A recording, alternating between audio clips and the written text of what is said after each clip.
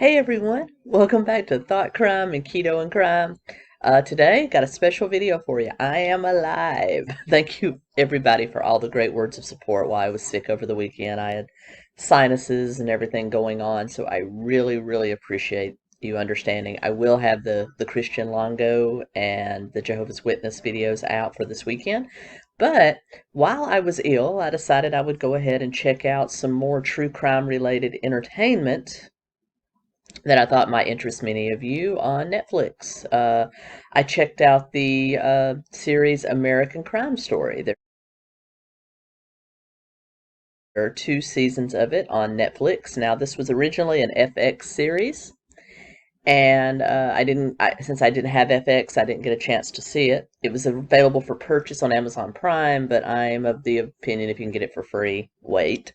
So when it came to Netflix, I was pretty excited. So I checked out a season of that. I finished one season. I'm in the process of the second one, and I thought I'd go ahead and review what I've seen so far. And I think you'll be pleased. It's a pretty good show, and it covers some pretty good cases. So let's dive into it, shall we? But before we get into it, I want to give a shout out to my wonderful patrons and channel members. Without you, I couldn't do this. Thank you so much. Also, I told you that my mother-in-law was heavy into crafting channels. Well, that's why I have the conversation hearts behind me here in my day job office space. She also made this, which is a Valentine's gnome. You can see him.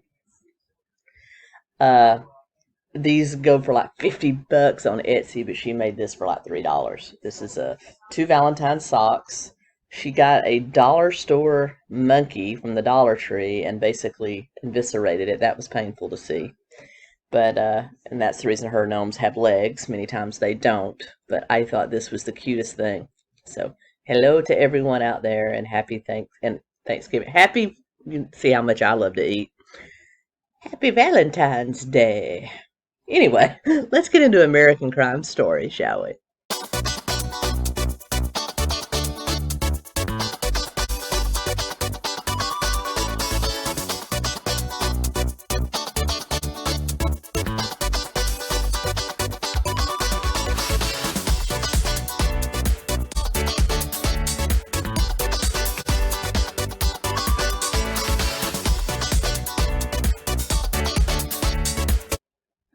Okay, so American Crime Story is a anthology true crime television series. It has two seasons. It was developed for FX by Scott Alexander and Larry Karazinski. So far, two seasons. Season one was The People versus O.J. Simpson. I know that one was quite controversial. And the second one was on the assassination of Gianni Versace and serial killer Andrew Cunanan. Now, I did watch these out of order. I watched season two, which is actually the Versace story, because of all the designers in all the world, Versace is the only one I really cared about. So I did watch that one, and because I watched Stephanie Harlow's brilliant 5-part series on Andrew Cunanan, I wanted to watch this. So I ended up watching season two first. I'm now backtracking to watch season one. So I will review the O.J. Simpson one as well. But for now, I only have part two, season two, The Assassination of Gianni Versace and serial killer Andrew Cunanan. But this particular season was based on Maureen Orth's book, Vulgar Favors, Andrew Cunanan, Gianni Versace, and the largest failed manhunt in U.S. history. It is 9 episodes, and it has a very unique way of approaching this case. I do want to say, though, let me tell you a little bit about the Versace Cunanan case before I actually get into the review of the series itself. Andrew Cunanan was a Filipino-Italian young man born in Southern California near San Diego in 1969. He was the child of Modesto Pete Cunanan, who was from the Philippines and had served in the United States, or had immigrated and later served the United States Navy, and his wife, Mary Ann, formerly Shalachi. an Italian American, and he was born shortly after his father left the Navy, where he had worked where he was had advanced to the rank of chief petty officer. Now, Modesto had a long history of wanting to succeed, had that drive to come to America to be the best that he could be. So he literally bought a small house in National City, California, where he spent in total for it about $13,000.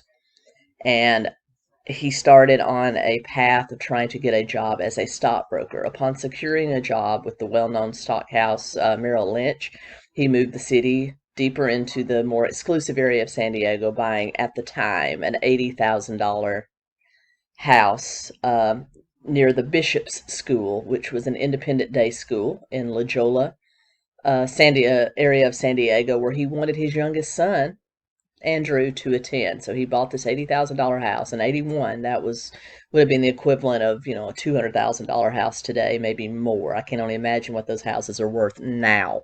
But anyway, he enrolled Andrew in the school. Now, ironically, according to both what I've read as well as the series, Modesto was very attached, as was the mother, to their younger son, Andrew, and the other children attended public school, whereas Andrew attended the Bishop's Day School. There he met lifelong friends that he would be friends with his entire life. He came out of the closet as a gay man. He never hid that, and rumor has it that he was also dating older men, and he actually took a 30-year-old man to his senior prom.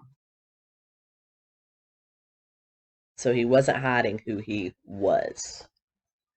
Now, in 1988, his father, Pete, had been fired from Merrill Lynch and had gone to work for several different brokerage houses, and he was working at a small pink sheet, Wolf of Wall Street type of uh, brokerage house in 1988 when he was accused of embezzlement. Turns out he had been selling stocks that didn't exist, and he was preying on the elderly. And one gentleman whom he had basically cheated his 94-year-old grandmother out of her life savings actually called the police and got him investigated. And as a result, Modesto sold the house out from under the family without telling them. He sold their cars, he emptied their bank accounts, and he fled back to the Philippines to avoid capture. Um, Andrew was 19 at the time. His father even took back the car he had given him.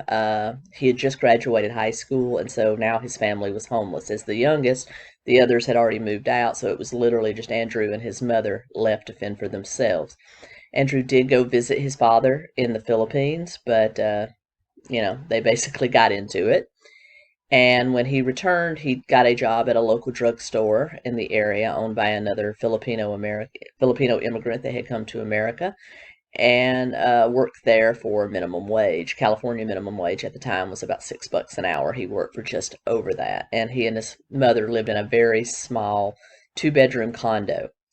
Meanwhile, Andrew had greater aspirations. So he eventually left his mom and moved to San Francisco, where he lived with a high school friend of his and her boyfriend for a while. And he started frequenting the gay district in the Castro in both San Francisco and then later on in San Diego, and started kind of hiring himself out as an escort of sorts. He befriended a lot of older, wealthy gay men. Texas oil man Lincoln Astor was one of them.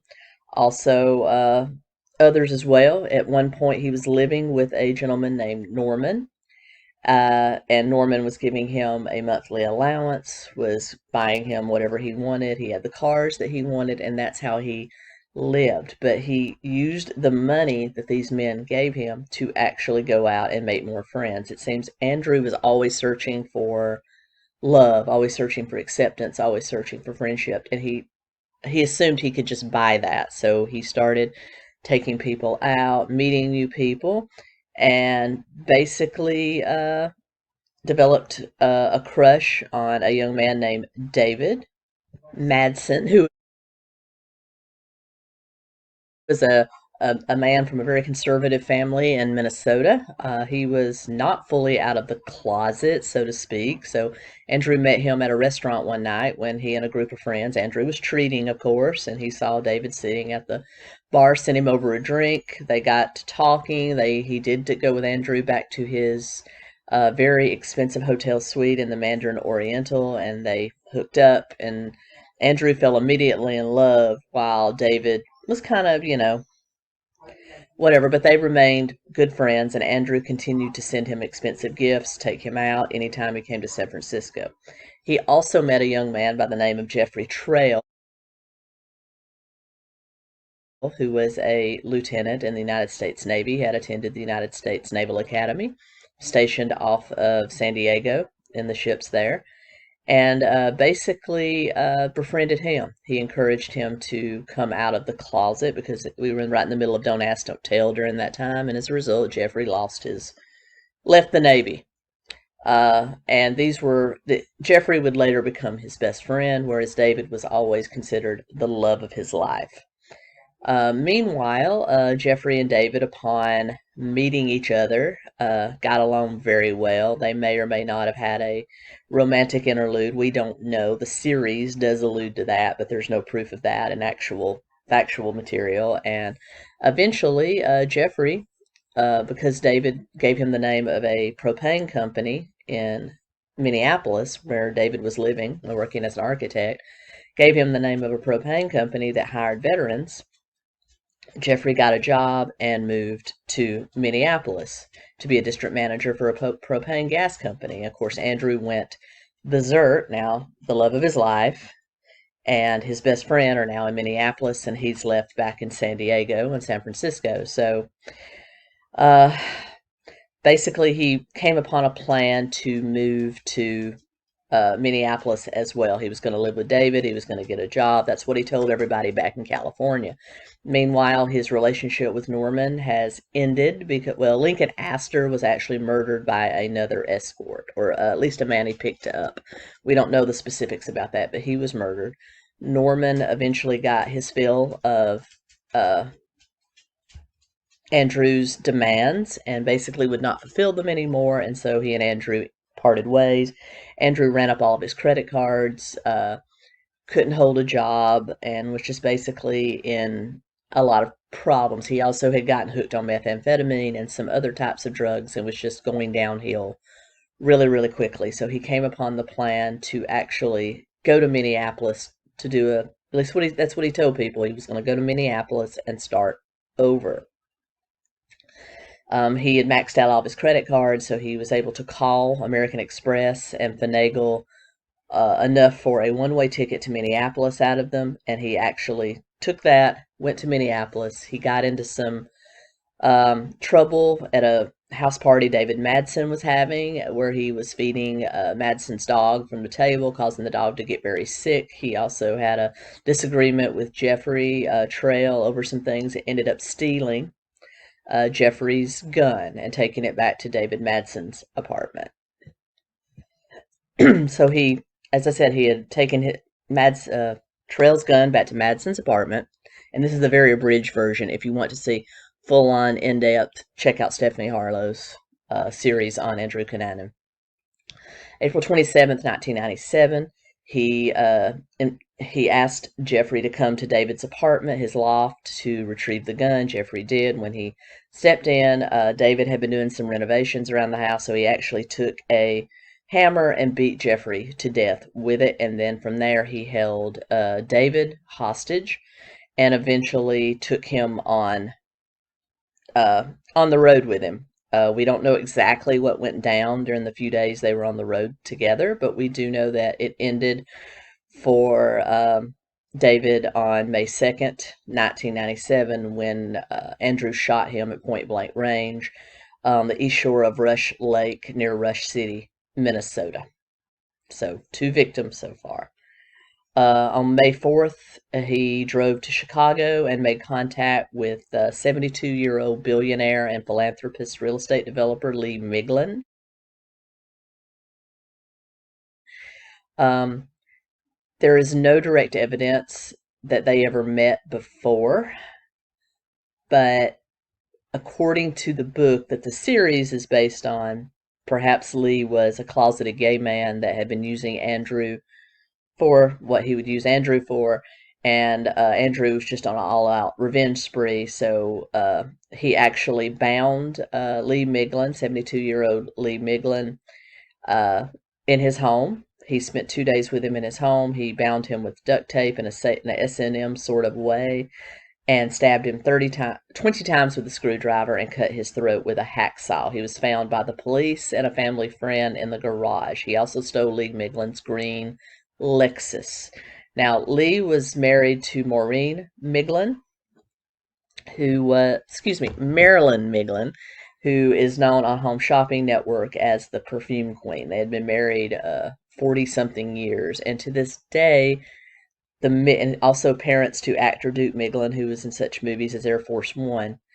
To this day, the Miglins deny that Lee ever knew Andrew, that this was just a random killing, although other sources say differently.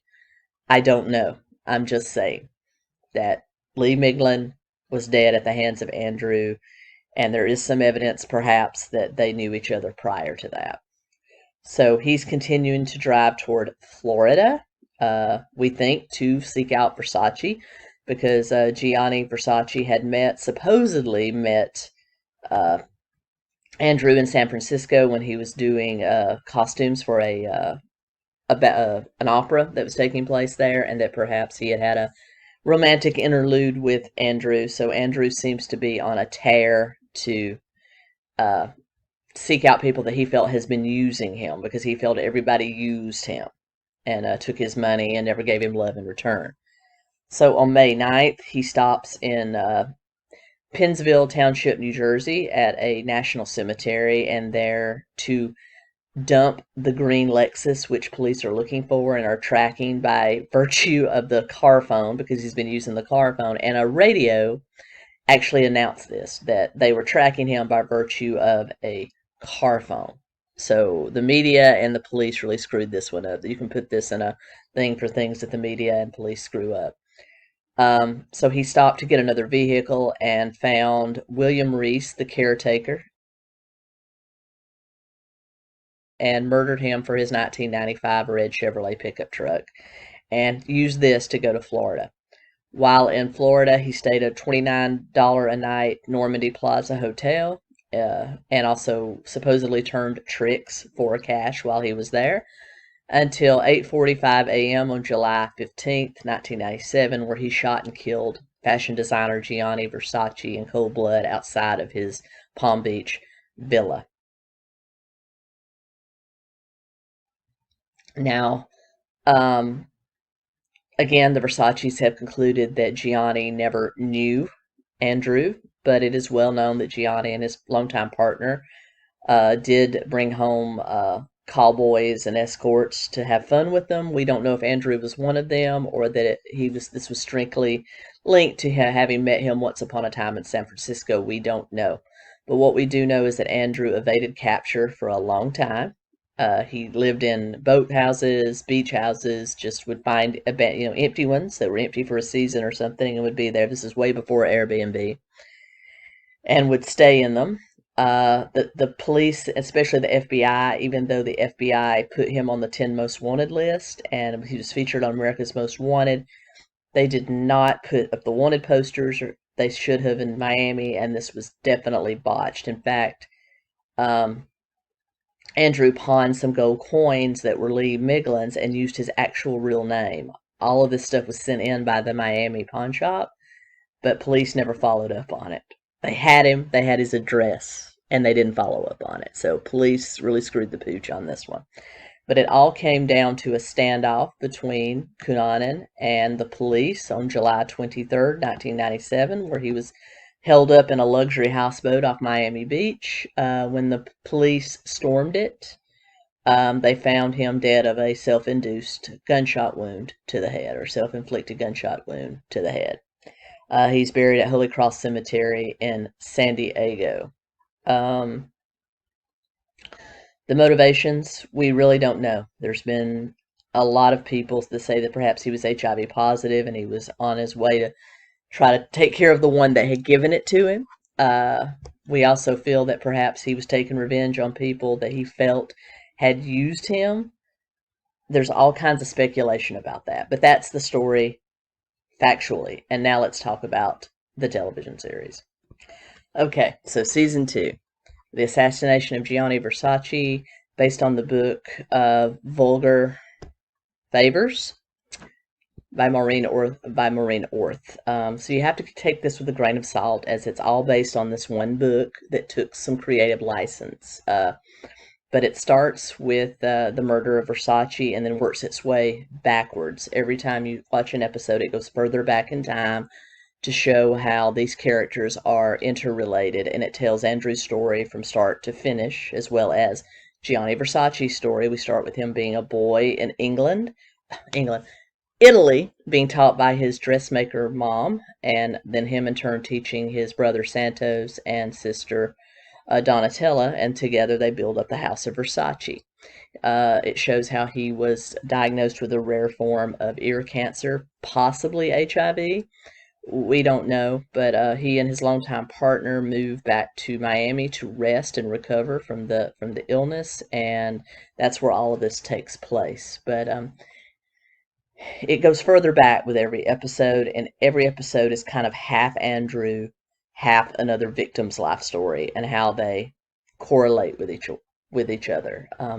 It definitely takes the view that Andrew knew each and every one of the victims intimately, which he did. Jeffrey Trail was his best friend. David Madsen was the love of his life. But those are the only two that we can prove he had an intimate personal relationship with. Though this book and thus the television show takes some liberties and shows that he was actually a paid escort to Lee Miglin. He was had met and had a romantic interlude with Versace while he was in San Francisco, and it just takes a whole lot of creative license that we really don't know if it's true or not, because it's literally based on this one woman's account who interviewed a lot of police officers, a lot of law enforcement that were involved with the case. But again, a lot of people in the Miami-Dade Police Department were fired after this case, as well as a lot of whistleblowing suits came forward. So how much can we really trust the Miami-Dade Police Department of the 90s when they botched this so heavily? But as far as it being a great series to watch, it's excellent, especially if you know the story of Andrew Cunanan. It's a great retelling. I was thoroughly enthralled. My mother-in-law watched it with me, and normally doesn't like true crime, but she liked this. It had a very interesting way of weaving the narrative. Like I said, I've just started season one on O.J. Simpson, so I did watch them out of order, and I'm looking forward to reviewing that for you as well. But and supposedly they're doing a season three based on the impeachment of former President Bill Clinton. Won't that be interesting? So we'll definitely take a look at that as well. But what I just told you about Andrew Cunanan, it follows the narrative very closely. If you want a really good factual, in-depth story about Andrew Cunanan, check out Stephanie Harlow's. I'll link that below. But this is a great narrative, dramatized retelling of the story. I found a lot of stuff they said to be fairly accurate with the facts, and then some things like maybe manufacturing a relationship between certain people may have been taking some liberties. But as more and more information comes out, we realize that perhaps these weren't so random. That he is evidently Cunanan was evidently a man on a mission, and that I don't think he, except for William Reese, who he killed just for his pickup truck, I don't think he would have just randomly killed this many people. He had a reason, and I'm sure he blamed them in some small way for either perhaps him having HIV or just using him and not feeling that he was worthy of love and respect. So I can see a lot of why the author would have gone in that direction when she wrote the book. But 2 thumbs up on this. It's a great retelling of the story. I highly recommend it. And like I said, there's 2 seasons of it. It's about 9 episodes each, so you need about 9 hours to watch a whole season. So if you want a good weekend binge, or if you're in quarantine and just need something to binge, I definitely recommend American Crime Story. It's great. And I will review the O.J. Simpson season as soon as I finish with it. So, anyway, that's what I have for you. I really appreciate all the support from the weekend, and I'll be back soon with more of my regular true crime, but I hope this will tide you over until then. Thank you so much, and until next time, Keto and Crime.